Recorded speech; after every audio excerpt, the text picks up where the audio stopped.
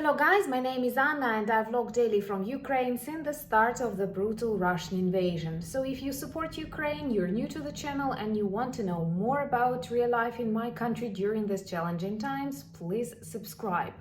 Sometimes we talk about difficult and tragic things, but sometimes we discuss beautiful topics as today. I am sorry, but I turn on satisfied, sarcastic Anna mode on and we are going to talk about the destruction of Russian Black Sea Navy headquarters. Honestly, these days were pretty hard for me. I was traveling a lot, I was feeling homesick. It is a totally different feeling when you're abroad and your country at war and you feel this illusion of control that when you're home, you're able to prevent something. Of course, it's not real, but it's very real in your heart and in your mind. So I wanted to return back home very much. And there were kind of quarrels online and people, politicians, elections and other things, so I was pretty down. And here I am, open my Facebook and read Russian naval headquarters on fire. This is beautiful. For those of you who did not follow much from Ukrainian history and politics before the start of this war, I have to remind. My country did a super big mistake, but of course with the influence of pro-Russian money, politicians and other stuff, and we have given part of Ukrainian ports in rent to Russian Navy. And they have occupied Sevastopol for decades, and of course they have turned city into Russian city, bringing there hundreds of thousands of military. When I was at school, I went to Sevastopol once, and everywhere you would read notes like the city of the Russian fame and other stuff. So they were Russifying it, believing that they will be able to annex Ukraine, same as they did with some naval bases. It was a huge mistake, same as this neutral reaction of the world to make it like more politically correct when Crimea was annexed back in 2014. Crimea is extremely important from the strategic point of view for the future victory of Ukraine and democracy in Europe. And Russia decided it can take anything. They believed that perhaps Eastern Europeans, Central Europeans are just like Russians, accept everything, but no, we don't. And now I have confidence, and I want to spread this confidence to you that Ukraine will take back Crimea and all the other territories and Russia will be defeated. If you're not yet subscribed, because there are many of us and you agree with me, please do. So now let's finally discuss this beautiful moment. A couple of missiles hit headquarters, which is beautiful and symbolic, of Russian Black Sea Navy in the center of Sevastopol. We don't know about the number of people who might have been killed or injured, but these are military people who came to invade and destroy Ukrainian schools and even Ukrainian children. So honestly, before the start of this war, of course, I was extremely peaceful, and reading that, I don't know, a dog was hit by a car would be a tragedy for me. But right now, when all of my country, including me, is on this survival mode, I clearly see black and white, good and evil, and I realize that all Russian soldiers that are on territory of Ukraine are our enemies, because what are they doing here? So there are a lot of positive news and reactions. Crimea military people are terrified.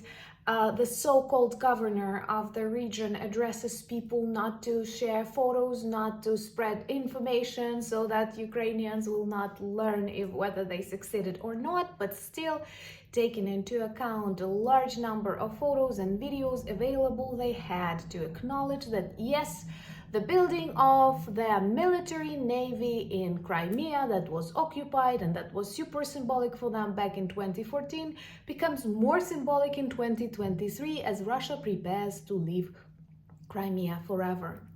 So there are lots of photos, there are lots of discussions. I guess more and more people who were encouraged to move from Russia to Crimea are now moving backwards, which is really good, because I hope one day Crimea will become a beautiful resort, not a military base or something like a Silicon Valley. Zelensky had this idea, and you will be able to sunbathe, swim, walk the mountains and drink beautiful Crimean wine there.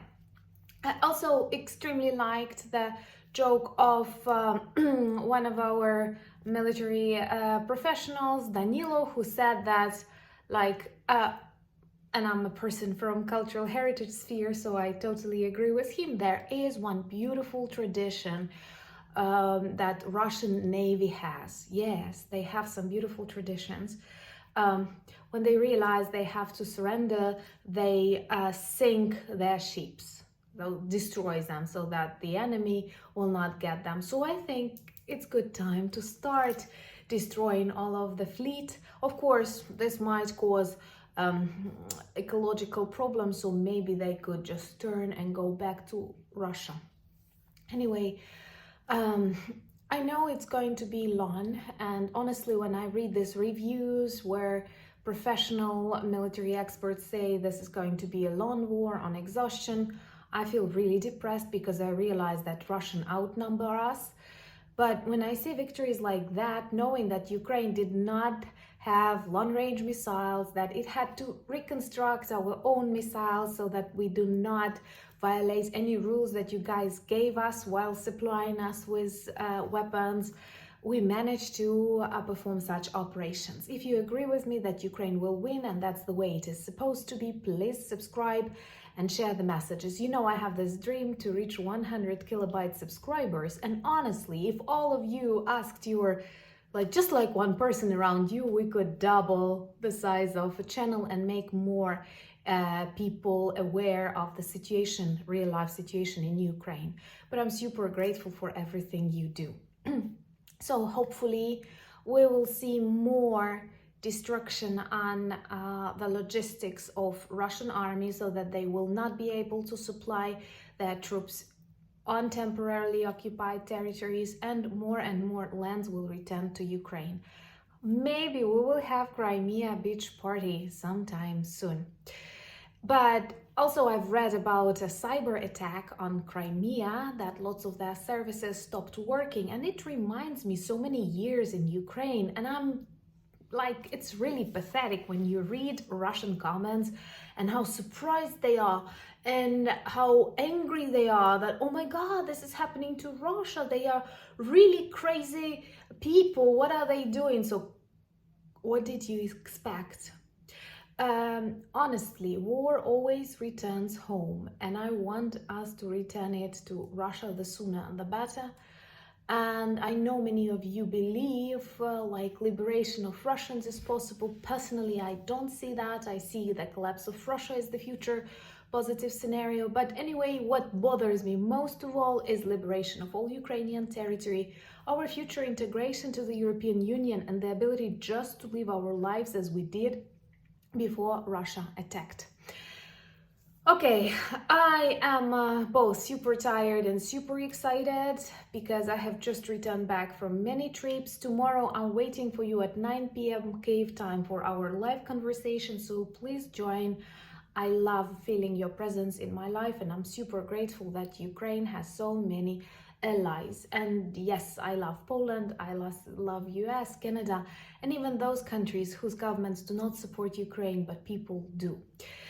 Thank you so much once again. Thank you for buying me coffees, becoming my patrons, and giving me strength to develop the channel. Introduce yourself to our beautiful merch, because our designer is sad, not many purchases, and he's nervous. Subscribe to my Instagram. There I share more about my travels and possibly some lighter information. Also Twitter and Threads. And join my Discord community, and see you tomorrow 9 p.m. Kyiv time. I love you very much, and I'm super grateful that I and Ukraine have you. Slava Ukraini!